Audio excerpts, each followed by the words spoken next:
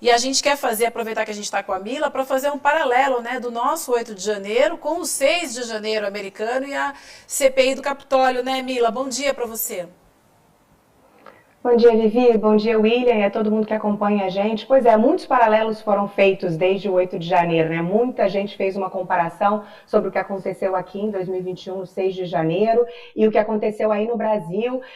Muitos jornalistas, especialistas, cientistas políticos apontaram semelhanças e diferenças, mas agora o que a gente está vendo com essa potencial instalação da CPMI é uma discussão muito grande sobre o que aconteceu depois do 6 de janeiro aqui e o que pode acontecer depois do 8 de janeiro aí no Brasil, e são análises um pouco alarmantes, viu? Justamente por causa de tudo que vocês vêm conversando e por causa da questão da desinformação, das fake news de que a gente fala tanto. Então vamos fazer um retrospecto do 8 de janeiro. No começo a gente teve aquela migração em massa de líderes, inclusive líderes conservadores para Brasília, se solidarizando, falando que o mais importante era preservar a democracia.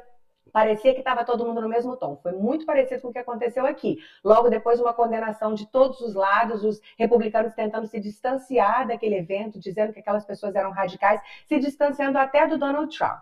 Mas assim como depois do 6 de janeiro, tudo voltou a ser uma bagunça depois. Tudo virou selvageria, ninguém mais fala nisso. Os fatos sumiram e o que ficou foi o radicalismo político, a polarização. Exatamente como a gente viu aqui. Os fatos vieram em segundo lugar. O que prevaleceu foi a narrativa inventada, o trending topic, a hashtag, a fake news. Aqui foi aberto um comitê parecido com uma CPMI do 6 de janeiro, que trabalhou por 18 meses, encerrou os trabalhos agora em janeiro, e encerrou esses trabalhos com a recomendação de processar o presidente Donald Trump por responsabilidade nesses atos, por ter incitado a população nesses atos. Mandaram um relatório para o Departamento de Justiça, um relatório de mais de 800 páginas, foram feitas mais de 1.000 entrevistas com pessoas que estavam lá no momento em que esses atos de 6 de janeiro aconteceram.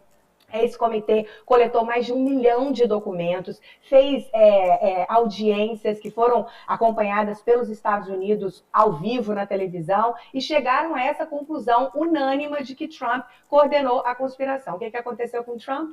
Nada. Mais de 1.000 pessoas foram indiciadas, com Trump, por enquanto, nada. Essa semana mesmo, para você ter uma ideia, um grupo independente contratado pelo Trump para tentar achar evidências de fraude nas eleições, que foram a grande motivação desse 6 de janeiro, a grande desculpa, Joe Biden não é nosso presidente, Trump é que foi eleito, houve fraude. Ele contratou um segundo grupo independente que, mais uma vez, como o primeiro grupo, não encontrou absolutamente nenhuma evidência de fraude. Adianta alguma coisa? Não.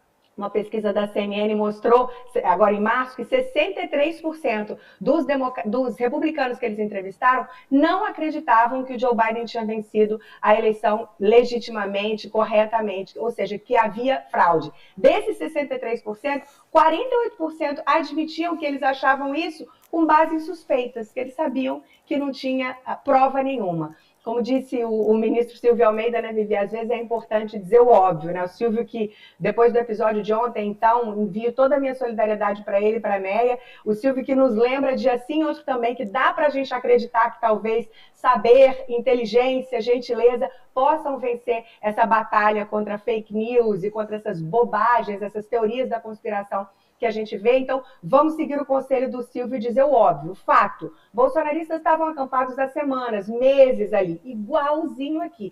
A gente já via nas redes sociais tudo isso se desenhando. Ah, mas houve infiltração. Mesma narrativa que a gente ouviu aqui. A gente sabe que o que aconteceu foram planos de meses, anos, e são pessoas que se apresentaram no vídeo, tanto aí quanto aqui, falaram que estavam fazendo, que tem uma história, né, um histórico de meses e anos engajados nesses movimentos, engajados nesses grupos. Ainda assim, a gente viu a prevalência dessa desinformação, dizendo que agora essa loucura que é culpa da esquerda não faz nenhum sentido. Quando a gente olha para 3 segundos e analisa, né, a gente vê que não faz nenhum sentido. Mas a experiência que a gente teve aqui é que isso prevaleceu, por mais maluco que possa parecer. Então, o que a gente viu, por exemplo, essa semana no editorial do Washington Post, foi essa quase recomendação para o governo brasileiro, com base no que se viu aqui, de ter essa enorme responsabilidade de lidar com essa desinformação, que a grande batalha não vai ser provar a culpa do Bolsonaro, a grande batalha não vai ser provar a culpa dessas pessoas.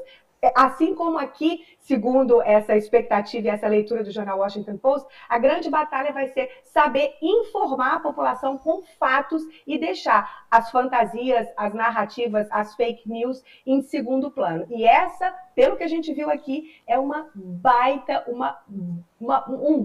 desafio. Não é fácil. Mila, esse não indiciamento do Trump não é muito auspicioso para a gente, né? Porque a participação do presidente Jair Bolsonaro nos atos terroristas de 8 de janeiro aqui foi muito mais simbólica, né? Não teve uma participação direta. O Trump participou muito ativamente, né? Estava perto do Capitólio, fez falas, fez todo tipo de provocação possível. Esse não indiciamento dele, a gente sempre olha os Estados Unidos para ver o que vai acontecer no Brasil, mais ou menos, né? Mas esse não indiciamento não é muito auspicioso, né, aqui para o Brasil, de ver o presidente Jair Bolsonaro responsabilizado também aqui. Não é nada, porque é exatamente isso. Se você é tão claro, né? Você vê, como você disse, ouve falas, ele direcionando as pessoas para o Capitólio, vamos até lá, acompanhando. Tem as gravações de vários momentos de assessores dele falando, você tem que pôr um freio nisso. E ele não põe um freio, ele deixa aquilo correr solto. A conclusão do comitê, depois de toda essa pesquisa, você formar um comitê, você passar 18 meses pesquisando isso, levantando, e como eu disse, mais de 1.000 pessoas foram indiciadas. O problema, William, é que sempre mora naquela coisa aqui na justiça americana, especialmente da intenção.